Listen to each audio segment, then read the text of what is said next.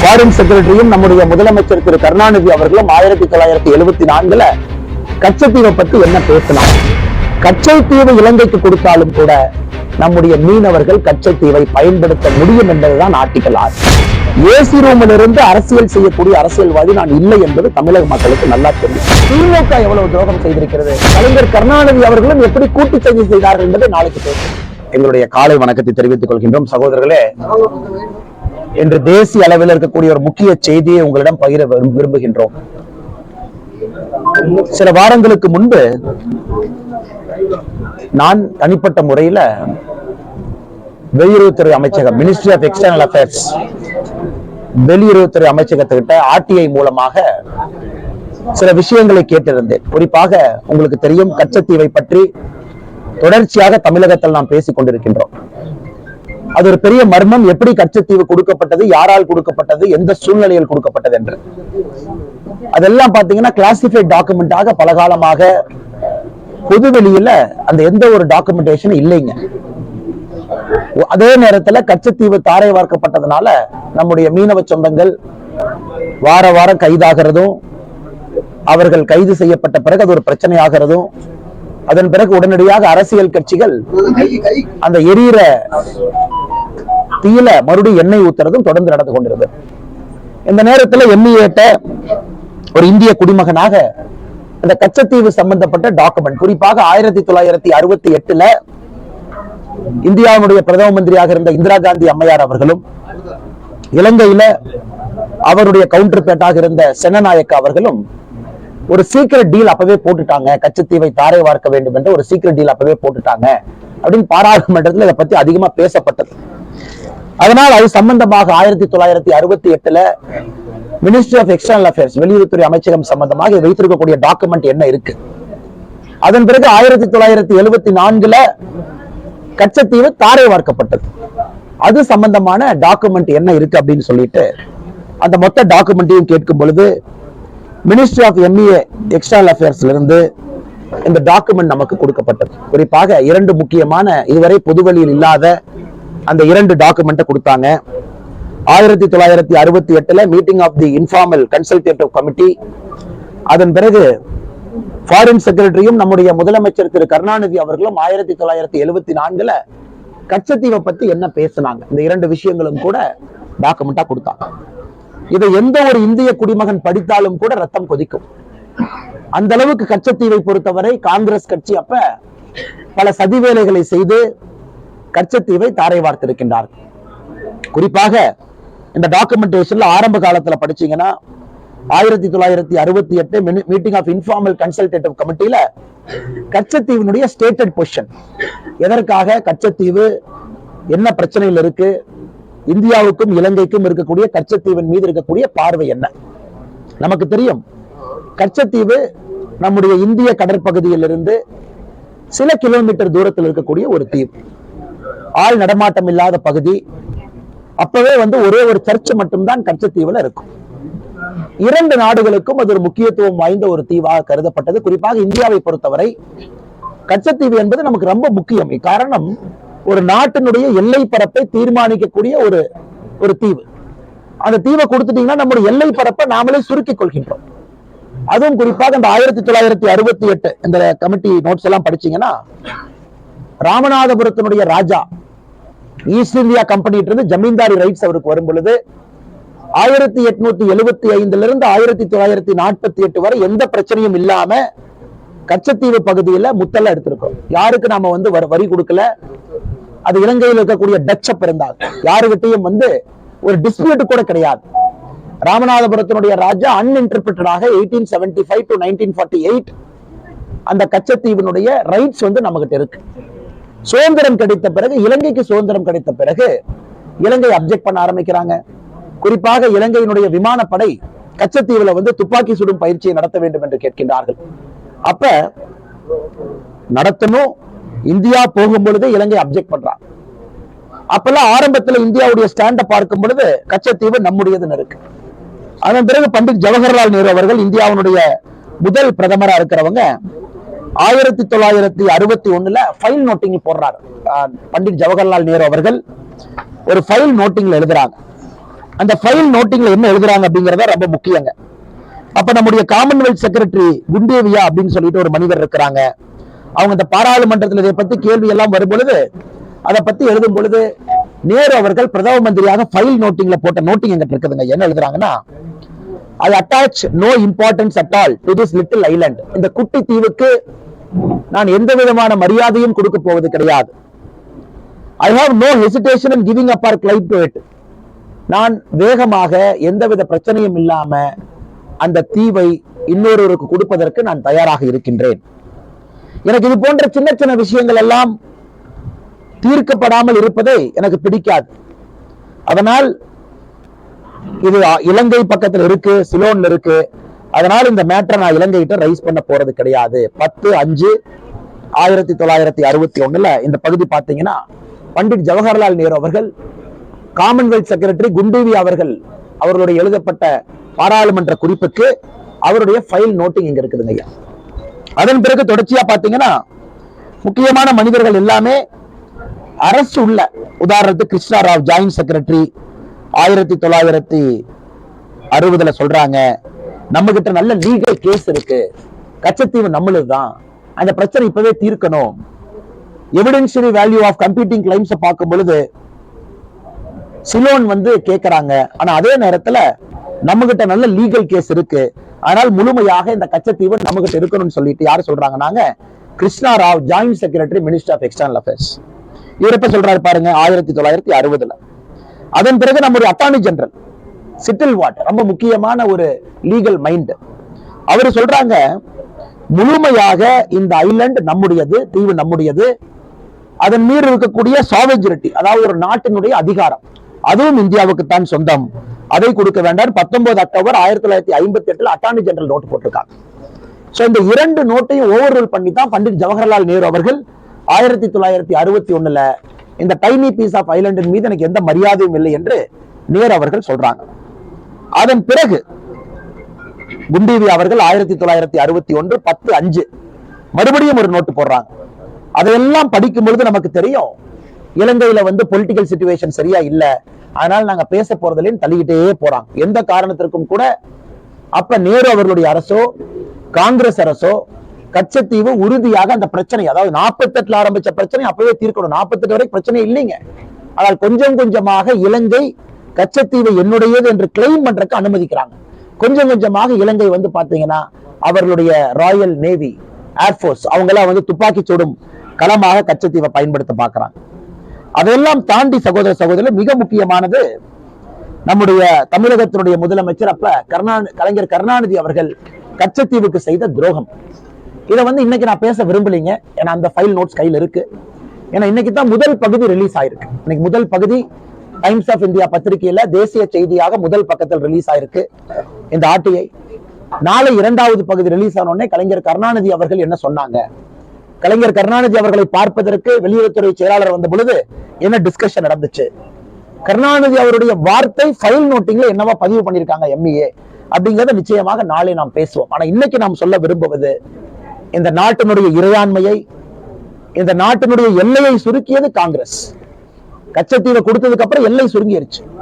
அதுவும் நேரு அவர்கள் தொடர்ச்சியாக கச்சத்தீவு ஒரு சின்ன ஐலண்டு, ஒரு குட்டி தீவு, அதன் மீது எனக்கு எந்தவித மரியாதையும் இல்லைங்கிறான். ஆனா நம்முடைய ஜாயின்ட் செக்ரட்டரி கிருஷ்ணராவ் அவர்களாக இருக்கட்டும், அட்டார்னி ஜெனரல் சிட்டில்வாட் அவர்களாக இருக்கட்டும், இதை போராடி இந்தியா பெற வேண்டும் என்று இருக்கின்றார். 1875 1948 வரை ஒரு பிரச்சனை இல்லாம கச்சத்தீவு இருந்துச்சு. இதை பிரதமர் அவர்கள் சமீபத்துல நாகர்கோயில்ல பேசும்பொழுது இதை பற்றி ஒரு சின்ன குறிப்பு சொல்லி இருந்தாங்க. நாட்டு மக்களுக்கு கச்சத்தீவை யார் தாரை வார்த்தார்கள் என்று தெரியும் பொழுது, இத்தனை நம்முடைய ஆயிரக்கணக்கான மீனவ சொந்தங்களுக்கு தினமும் கூட அந்த ஆழ்கடல்ல கச்சத்தீவு பகுதியில பிரச்சனை ஏற்படுத்துவதற்கு யார் காரணம் என்று தெரியும் பொழுது நாட்டினுடைய மக்கள் மன்னிக்க மாட்டார்கள் என்று பாரத பிரதமர் அவர்கள் நாகர்கோவில்ல நம்முடைய கட்சியினுடைய மீட்டிங்ல சொல்லிட்டு போனாங்க. ஆனால் இன்னைக்கு நாட்டு மக்களுடைய முதல் பகுதி நம்ம நாட்டு மக்களுக்கு சொல்றது, எப்படி காங்கிரஸ் சதி செய்து கொஞ்சம் கொஞ்சமாக இந்தியாவுக்கு கச்சத்தீவின் மேல் இருந்த கிளைம 1960 ஒரு செங்கலாக விட்டு கொடுத்து 1968 இந்திரா காந்தி அம்மையாரும் செனநாயக்கா அவர்களும் சேர்ந்து ஒரு சீக்ரெட் டீல போட்டு அதை 6 ஆண்டுகள் கழித்து 1974 எக்ஸிக்யூட் பண்ணி அன்னைக்கு நம்முடைய ஐயா மூக்கைய தேவர் அவர்கள் ராமநாதபுரத்தினுடைய பாராளுமன்ற உறுப்பினராக முத்துராமலிங்க தேவர் ஐயாவுடைய வழியில வந்தவங்க. அவர் பாராளுமன்றத்தில் போராடினார். மூக்கைய தேவர் அவர்கள் பாராளுமன்றத்தில் அவரை சமாதானப்படுத்துவதற்கு அன்னைக்கு உள்துறை அமைச்சர் எல்லாம் பேசும் பொழுது அதை எதிர்த்து வெளிநடப்பு செஞ்சாங்க மூக்கையா தேவர் அவர்கள். இன்னைக்கு அவங்க மூக்கையா தேவர் பேரே மறைச்சாச்சு. அதன் பிறகு அடல் பிகாரி வாஜ்பாய் அவர்கள் ஜனசங்கம், அன்னைக்கு பாரதிய ஜனதா கட்சி இல்லைங்க ஐயா, ஜனசங்கத்தில் அடல் பிகாரி வாஜ்பாய் அவர்கள் அதே பாராளுமன்றத்தில் இந்திரா காந்தி அம்மையாரை பார்த்து கேட்டார்கள், எவ்வளவு பெரிய தவறு செய்திருக்கின்றீர்கள், இந்த நாடு உங்களை மன்னிக்குமா, கச்சத்தீவை தாரை வார்த்திருக்கின்றீர்களே. அதனால் நாட்டு மக்கள் இதை மறந்துவிடக் கூடாது. காங்கிரஸ் எவ்வளவு துரோகம் செய்தார்கள் என்பது இன்னைக்கு நாம பேசணும். நாளைக்கு நாம திமுக எவ்வளவு துரோகம் செய்திருக்கிறது, குறிப்பாக அதனுடைய முதலமைச்சராக 1974 இருந்த கலைஞர் கருணாநிதி அவர்களும் எப்படி கூட்டு சதி செய்தார்கள் என்பதை நாளைக்கு பேசும். இன்னைக்கு இன்னொரு விஷயத்தையும் உங்களுக்கு தெளிவுபடுத்துறோம். 1974 கச்சத்தீவு தாரை வார்க்கப்பட்ட பொழுது ஆர்டிகல் 6 என்ன சொல்லிச்சுனாங்க, கச்சத்தீவு இலங்கைக்கு கொடுத்தாலும் கூட நம்முடைய மீனவர்கள் கச்சத்தீவை பயன்படுத்த முடியும் என்பதுதான் ஆர்டிகல் 6. கச்சத்தீவுக்கு மீனவர்கள் போலாம், மீன் வலையை போய் உலர்த்தலாம், மீன் பிடிக்கலாம், அதற்கப்புறம் திரும்ப மீன் வலையை கொண்டு வந்துடணும். அது இலங்கையினுடைய பகுதியாக தாரை வார்க்கப்பட்டிருந்தாலும் கூட மீனவர்கள் அதை பயன்படுத்தலாம் அப்படின்னு ஆர்டிகல் 6 இருந்துச்சு. திருட்டுத்தனமாக அதை எமர்ஜென்சிக்கு முன்னாடி அந்த ஆர்டிகல் 6 நைஸா எடுத்துட்டாங்க. எவ்வளவு ஃப்ராடுத்தனம் பண்ணிருக்காங்கன்னா நீங்க பாத்தீங்கன்னா, அதாவது தமிழக மக்களை சமாதானப்படுத்துவதற்காக, அதான் தீவத்தான் கொடுத்துட்டாங்க, யாருமே எல்லாம் ஒரு சர்ச்சை தான் இருக்குது, மனிதர்கள் வசிக்கலின்னு சொல்லிட்டாங்க. ஆனா கவலைப்படாதீங்க, மீனவ சொந்தங்கள் நீங்க கச்சத்தீவை பயன்படுத்திக்கலாம், ஒன்னும் பிரச்சனை இல்லை, நீங்க அந்த தீவுக்கு போய் வலையெல்லாம் உலர்த்தலான்னு சொல்லித்தான் 1974 தமிழகத்துல போராட்டம் வெடிக்கல.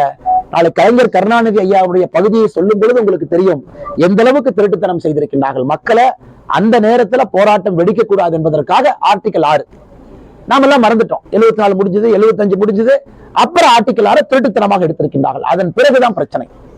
இன்னைக்கு முழுவதுமாக அந்த தீவு இலங்கைக்கு சொந்தம். ஆர்டிகல் 6 இல்லாத காரணத்தினால எந்த மீனவனும் கச்சத்தீவு பக்கத்துல மீனவ சொந்தங்கள் போக முடியாது, கச்சத்தீவுக்குள்ள இறங்க முடியாது, கச்சத்தீவுக்கு பக்கத்துல போக முடியாது. இந்த எல்லையை, இதெல்லாம் ஆயிரம் ஆண்டுகளாக இருந்த எல்லை. மீனவர்களுடைய முப்பாட்டன், பாட்டன், தாத்தா அவங்க காலங்காலமாக மீன் பிடித்தவர்கள், அந்த எல்லை வரைக்கும் போனவங்க. இவங்க 74 2 அரசியல் கட்சிகள் சதி செய்து எல்லையை சுருக்கியதாலதான் இன்னைக்கு பிரச்சனை. மீனவ சொந்தங்கள் இத்தனை ஆண்டு காலமாக போன எல்லைக்கு அவர்களால் போக முடியவில்லை. ஆனால் பத்திரிகை நண்பர்களுக்கு பல்லடத்துல ஒரு கிராம பகுதியில ஒரு தோட்டத்தில் உட்கார்ந்து இந்த பிரஸ் மீட்டை கொடுத்து கொண்டிருக்கின்றோம். கோயம்புத்தூர்ல எல்லாத்தையும் வந்து பேசியிருக்கணும், அவ்வளவு முக்கியமான சப்ஜெக்ட். அதனால இங்க இருக்கக்கூடிய நம்முடைய பத்திரிகை நண்பர்கள்ட்ட அன்பார்ந்த வேண்டுகோள், இந்த செய்தியை நீங்க எல்லாரும் கொடுக்க வேண்டும் என்கின்ற வேண்டுகோள். நாளைக்கு சொல்றோம் அண்ணா, நாளைக்கு சொல்றோம். ஏன்னா 2வது பகுதி கலைஞர் கருணாநிதி அவர்கள் அந்த 2வது பகுதியை பேசும் பொழுது எதற்காக இந்திரா காந்தி அவர்கள் இதை செய்தார். நேரு அவர்கள் காலத்திலிருந்தே விட்டு கொடுத்தாச்சு. இந்திரா காந்தி அம்மா 68 அது பாராளுமன்றத்தில் அப்பவே கேள்வி கேட்கிறாங்க, சீக்கிரட்டா என்ன பேசுனீங்க, சிறநாயக்காவோடு என்ன ஒப்பந்தம் போட்டீங்க இலங்கையோடு, அதை பாராளுமன்றத்துல சொல்லுங்க. அப்பெல்லாம் சொல்லாம தவிர்க்கிறாங்க. 74 கொடுத்தாச்சு. கொடுத்தது எப்படி கொடுக்குறாங்கன்னா, ஆர்டிகல் 6 கொண்டு வந்து நாம் போராட்டம் பண்ணக்கூடாதுங்கிறதுக்காக நைஸா ஏமாத்தி கொடுக்குறாங்க. ஆனால் நாளை மிச்சிருக்கக்கூடிய பகுதி சொல்றோம். இந்த நியூஸினுடைய முக்கியத்துவத்திற்காக வேற எந்த கேள்வியும் நாங்க எடுக்கல. நாளை 10 கடைசியா பொது கேள்விகள், பொது விஷயங்களை பேசுறோம். ஆனா இன்னைக்கு இது மிக முக்கியமான நியூஸ். வேற எதுவும் லோக்கல் பாலிடிக்ஸோ வேற அரசியலோ நான் பேச விரும்பவில்லை. இதை நீங்கள் மக்களிடத்தில் கொண்டு போய் சேர்க்க வேண்டும். உங்களுக்காக நாளைக்கு ஃபுல் டாக்குமெண்ட் ரிலீஸ் பண்ணிடுறோங்கன்னா நாளைக்கு மக்களுடைய பார்வைக்கு அந்த டாக்குமெண்ட் கொடுத்துறோம். இன்னைக்கு பாத்தீங்கன்னா 2 முக்கியமான நோட்ஸ். இது 1968 அந்த கன்சல்டேட்டிவ் கமிட்டிக்காக போடப்பட்ட நோட்ஸ். அதுல ஃபைல் நோட்டிங் எல்லாமே காப்பி பண்ணிருக்காங்க. ஒருத்தர் என்ன சொன்னாங்க, கிருஷ்ணாராவ் அவர்கள், அட்டார்னி ஜெனரல் அவர்கள், நேரு அவர்களுடைய ஃபைல் நோட்ஸ் என்ன, அது குறிப்பாக minister of external affairs Nehru அவர்கள் சொன்ன பிறகு அவங்களுடைய கருத்து என்ன. அதன் பிறகு பாத்தீங்கன்னா 1974 19 ஜூன்ல கலைஞர் கருணாநிதி அவர்கள் சந்தித்த பொழுது அவர்கள் என்ன சொன்னாங்க, அந்த குறிப்பு என்ன, எல்லாமே இருக்குங்கன்னா நாளைக்கு இதை மக்கள் மன்றத்தில் வெளியிடுகின்றோம். 2வது பகுதி வந்த பிறகு முழுவதுமாக நீங்க இதை பார்ப்பீங்க. இதுக்கு டிப்ளமேட்டிக் ஸ்கோப் இருக்கா, இல்ல அரசியல்ல வந்து இது வந்து இப்படியே ஒரு பேசுபொருளாவே நகர்ந்துட்டு போகுது? அண்ணா ஒரு நிமிஷம் அண்ணா. தமிழ்நாட்டுல முதலாக 2 வருஷத்துக்கு முன்னாடி பாரதிய ஜனதா கட்சியில மாநில தலைவராக நான் சொன்னேன், கச்சத்தீவை மீட்க வேண்டும் என்று சொன்னேன். அதனுடைய தொடர் முயற்சி இன்னைக்கு ஒரு படி எடுத்து வச்சிருக்கோம். மக்களுக்கு எப்படி கொடுத்தோன்னு முதல்ல தெரிஞ்சாத்தாங்கன்னா அடுத்து எப்படி வாங்குறதுன்னு ரெண்டாவது பேச முடியும். இன்னைக்கு மக்கள் மன்றத்துல எப்படி கொடுத்தோம் என்கின்ற வாதத்தை முன்னாடி வைக்கிறோம். ஏன்னா எப்படி கொடுத்தாலும் யாருக்குமே தெரியாது. ஏன்னா அது ஃபுல்லா இன்னைக்கு நாம இது பேசுற வரைக்கும் இது கிளாசிஃபைட் டாக்குமெண்ட். கிளாசிஃபைட் டாக்குமெண்ட் பொது பார்வையில் இல்ல, யாருக்கும் தெரியாது எப்படி கொடுத்தாங்க, ஏன் கொடுத்தாங்க. நாளைக்கு நான் பிரஸ் மீட்ல இன்னைக்கு ஒரு சில விஷயங்கள் சொல்லியிருக்கேங்கன்னா இந்த முழு டாக்குமெண்ட்டை படிச்சு பார்க்கும்போது உங்களுக்கு ஐடியா கிடைக்கும், ஓ இப்படித்தான் கொடுத்தாங்களா. பாரதிய ஜனதா கட்சி தமிழகம் நாங்கள் தெளிவாக இருக்கின்றோம், கச்சத்தீவு திரும்ப வர வேண்டும். இல்லைனாங்கன்னா மீனவர் பிரச்சனைக்கு தீர்வே இல்லை. குடிப்பாங்க, நாங்க சண்டை போடுவோம். முதல்ல எல்லாம் 30 நாள் 40 நாள் வச்சிருப்பாங்க, இன்னைக்கு 14 நாள்ல கைது பண்ணவங்களை ரிலீஸ் பண்ணி கொண்டு வர்றோம். எத்தனை நாளைக்கு போராடுறதுங்கன்னா எத்தனை நாளைக்கு போராடுறது. இதற்கு ஒரு நிரந்தர தீர்வுங்கிறது அந்த எல்லையை திரும்ப கொண்டு வரணும். ஏன்னா நீங்க பாத்தீங்கன்னா நம்முடைய கடல் பகுதியிலிருந்து ராமநாதபுரத்துல இருந்து போங்கண்ணா கிட்டத்தட்ட 6 நாட்டிக்கல் மைல் கல்லு, மீன் பிடிக்க முடியாது. 6 நாட்டிக்கல் மைல தாண்டோன்னே தான் மீன் பிடிக்கிறாங்க. அதுக்குள்ள கச்சத்தீவு வந்துடும். கச்சத்தீவுக்கு அப்புறம் நெடுந்தீவு வந்துடுது. அந்த காலத்துல நெடுந்தீவு வரைக்கும் போனோம். ஏன் ராமநாதபுர சாமி நம்முடைய சிவபெருமானுக்கு நெடுந்தீவுல இருந்து பால் வந்துச்சு. நெடுந்தீவில் இருக்கக்கூடிய மாடுகள், நெடுந்தீவில் இருக்கக்கூடிய பால் தினமும் நெடுந்தீவுல இருந்து வந்து நம்முடைய சிவபெருமானுக்கு ராமநாத சுவாமி கோயில் அந்த பால்ல தான் அபிஷேகம் பண்ணாங்க. எல்லாம் மாறிவிட்டது. அதனால் இன்னைக்கு எங்களுடைய stated position we are very clearங்கன்னா 2 வருடங்களாக சொல்லிக் கொண்டிருக்கின்றோம். கச்சத்தீவை மீட்பது தமிழக பாரதிய ஜனதா கட்சியினுடைய கோரிக்கை மட்டுமல்ல, வேண்டுகோள் மட்டுமல்ல, அதற்காக கங்கணம் கட்டிக்கொண்டு இறங்கி இருக்கின்றோம். அதை அபிஷியலாவே ஜெய்சங்கர் அவங்க கிட்ட 1 வருஷத்திற்கு முன்பு போய் அபிஷியலாவே நாங்க அதை பாரதிய ஜனதா கட்சி சார்பாக கொடுத்து விட்டு கேட்டிருக்கின்றோம். கடந்த 10 ஆண்டுகளா நம்ம என்ன செஞ்சிருக்கோம்? இது இப்போ முதல் படி வரணும்னு கடந்த 10 ஆண்டுகளா நீங்க இத்தனை ஆண்டுகளா என்ன பண்ணாங்கன்னு கேளுங்க. இன்னைக்கு ஒரு தனி மனித போராட்டம். அதை தமிழ்நாட்டில இருந்து ஒருத்தர் கேட்கணும்ல, நீ கேட்டிருக்கோம். கிளாசிஃபைட் டாக்குமெண்ட் டீகிளாசிஃபை பண்ணிருக்கோம், ஆர்டிஐல வாங்கியிருக்கோம். ஆனால் போராட்டத்தை இன்னைக்கு எடுத்திருக்கோம். நீங்க பாருங்க, இத்தனை ஆண்டு காலமா காங்கிரஸ் 10 வருஷம், அதுக்கு முன்னாடி இத்தனை வருஷம் 1974 பாராளுமன்றத்தினுடைய பேச்சுக்கள், இதான் கிட்டத்தட்ட 3 வருஷமாக மாநில தலைவர் ஆன பின்பிருந்து வெளிப்படையாக பேசிய முதல் தலைவர் தான். அதன் பிறகு பாத்தீங்கன்னா ஸ்டாலின் ஐயா சொல்றாரு கச்சத்தீவு. நாளைக்கு நீங்க டாக்குமெண்ட்டை பாத்தீங்கன்னா ஸ்டாலின் ஐயா அவர்களுக்கு கச்சத்தீவை மீட்பதற்கு சொல்வதற்கு அருகதையே. ஆனா இந்த ஆங்கிலத்துல பேசினா கொடுத்துருவீங்களா இங்கிலீஷ் பேசுக்கு? அண்ணே ஃபர்ஸ்ட் பார்ட் சென்ட்ரல் கவர்மெண்ட் என்ன பண்ணாங்க, இன்னைக்கு நீங்க டைம்ஸ் ஆஃப் இந்தியா பேப்பர்ல வந்திருக்கு. செகண்ட் பார்ட் ஸ்டேட் கவர்மெண்ட் எப்படி ஒத்துழைச்சாங்க. பார்ட் 1 பார்ட் 2 இரண்டையும் கம்பைண்டா நாளைக்கு சாயந்தரம் உங்களுக்கு கொடுத்துருவோம். சார் நிறைய குழந்தைங்க உங்களை பாக்குறதுக்கு வர்றாங்க, நிறைய மாலை போடுறாங்க. எதுனா அவங்களுக்கு நீங்க சொல்ற அட்வைஸ் அல்லது அவங்களுக்கு அது ஓகே. அண்ணாமலை இந்த ஏரியால நீங்க இருக்கீங்க, இங்க தான் ஊராட்சி இன்னைக்கு அதாவது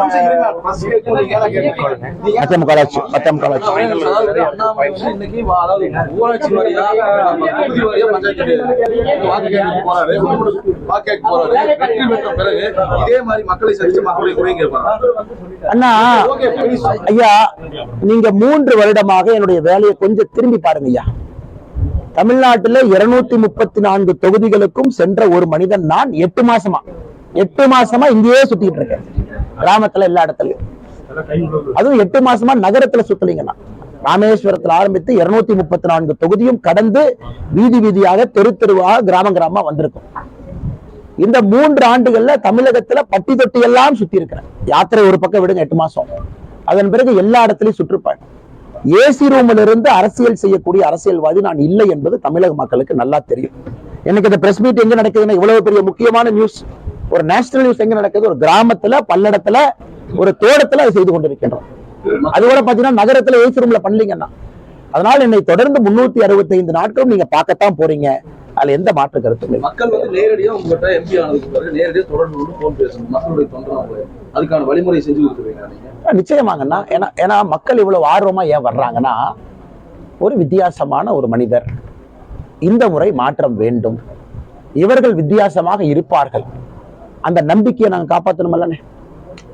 நம்பிக்கை காப்பாற்றணும், அவைலபிளா இருக்கணும், அக்சசபிளா இருக்கணும். தொலைபேசி போன் பண்ணாங்கன்னா அட்டன் பண்றதுக்கு ஒரு ஆள் இருக்கணும், அந்த மெசேஜ் நமக்கு வரணும். அதனால்தான் நாங்க ஆரம்பிக்கும் பொழுதே சொன்னோம், எல்லா சட்டமன்றத்திலும் ஒரு பாராளுமன்ற உறுப்பினருடைய அலுவலகத்தை நாங்கள் கொண்டு வருகின்றோம். நீங்கள் எங்களுக்கு ஆசீர்வாதம் கொடுத்த பிறகு எல்லாத்தையும் கொண்டு வர்றோம். அதிமுக திமுக என்ன சொல்றாங்கன்னா பாஜக எங்களுக்கு போட்டியாவே இல்லை, எங்களுக்கு வந்து திமுக பாஜக அதிமுக தான் எங்களுக்கு போட்டி. அப்படியே சொல்லிக்கிட்டு கனவு உலகத்துல இன்னும் ஒரு 20 நாட்கள் நன்றாக அவர்கள் வாழட்டும். அவர்களுக்கு என்னுடைய வாழ்த்துக்கள். நன்றி அண்ணா.